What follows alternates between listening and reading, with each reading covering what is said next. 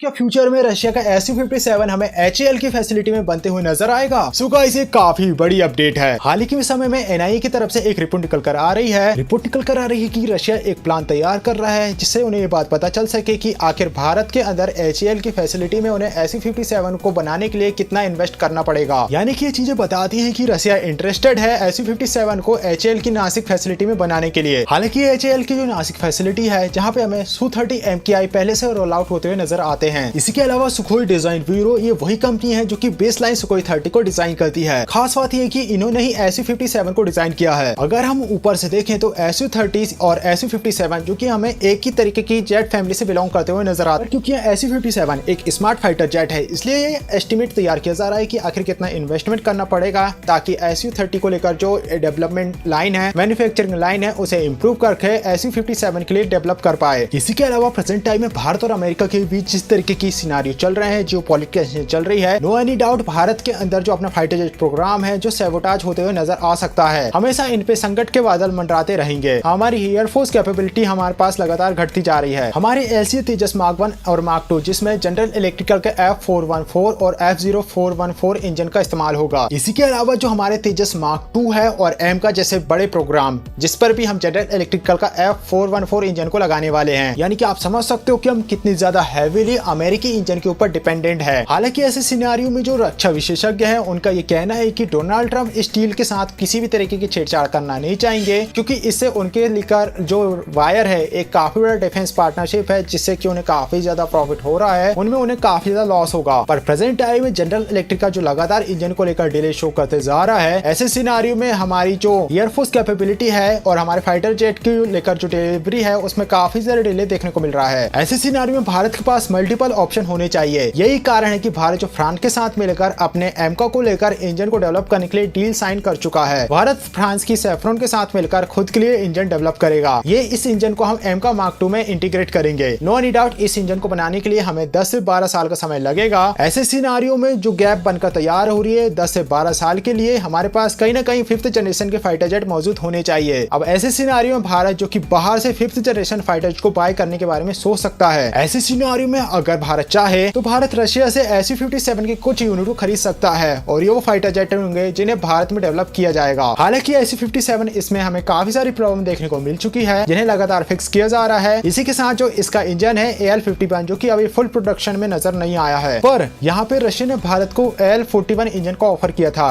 और भारत जिसके अंदर पहले ही AL-31 इंजन को बनाया जाता है, ये वही इंजन है जो कि Su-30 MKI में इस्तेमाल किए जाते हैं। नो एनी डाउट AL-31 की तुलना में AL-41 एक एडवांस इंजन है। Su-30 MKI में यूज होने वाला AL-31 इंजन जिसे भारत में पहले से ही असेंबल किया जाता है और रशिया ने भी बात की है कि वह भारत को AL-41 इंजन प्रोवाइड कर देगा जिसे भारत में असेंबल किया जा सकता है। ऐसे सिनेरियो में हम AL-41 इंजन का इस्तेमाल Su-57 में कर सकते हैं। ऑल ओवर यहाँ पे रशिया कहना चाहता है कि वह भारत को Su-57 AL-41 इंजन के साथ दे देगा और ये वो फाइटर जेट होंगे जिन्हें की भारत में असेंबल किया जाएगा। हम बात करें प्रेजेंट टाइम में जिस तरीके की जो पॉलिटिक्स सिनेरियो चल रहे हैं, भारत और अमेरिका के बीच जो रिश्तों में खटास आई है, ऐसे सिनेरियो में रशिया भारत के लिए एक अच्छा ऑप्शन होगा। खास बात यह है कि AL-31 जो कि पहले से ही भारत के अंदर असेंबल होते हैं उसी कैटेगरी में AL-41 इंजन आते हैं, पर AL-41 जो AL-31 की तुलना में थोड़ा सा एडवांस है। यानी कि सप्लाई में हमें ज्यादा बड़े बदलाव न करके थोड़े से बदलाव करके हम AL-41 को भारत के अंदर असेंबल कर पाएंगे। वहीं हम बात करें प्लेटफॉर्म की तो Su-57 जिसमें काफी ज्यादा एडवांस सेंसर हमें देखने को मिलते हैं। यानी कि हम यहाँ कह सकते हैं भारतीय वायुसेना की जिस तरीके की प्रेजेंट टाइम में कंडीशन है ये काफी ज्यादा अलग सी है। यानी कि अगर हम इंडिजीनियस ऑप्शन के